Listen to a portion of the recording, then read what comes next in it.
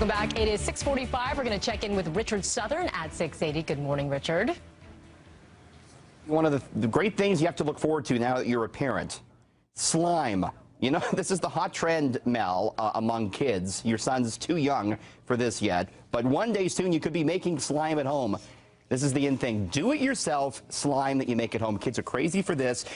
Basically, you use glue and you combine that with some water and a multi-purpose cleaner, borax, and it creates this slime. And, you know, some kids are cluing in to this trend, and they're actually making big money. We're looking here at a video from a 13-year-old girl's Instagram account, and she just shows off her slime creations.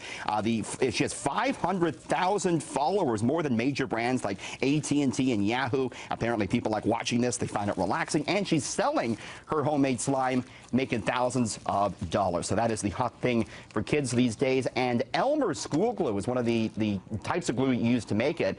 And as a result, there's been a big run on Elmer's glue, and it's hard to find that in stores. The company itself actually pointing that out, saying that so many kids are making slime that they've been struggling to keep up with production. So it's been a big boom for Elmer's.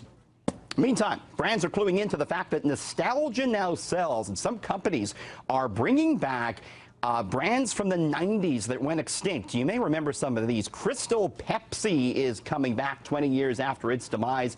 PepsiCo bringing that back for a limited edition run, that particular pup.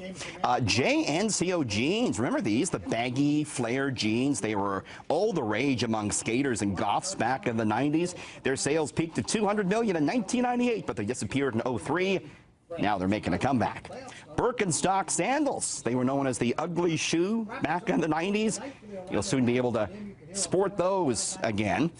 Oh, the Tamagotchi. Remember these things from the 90s. They were high tech back then.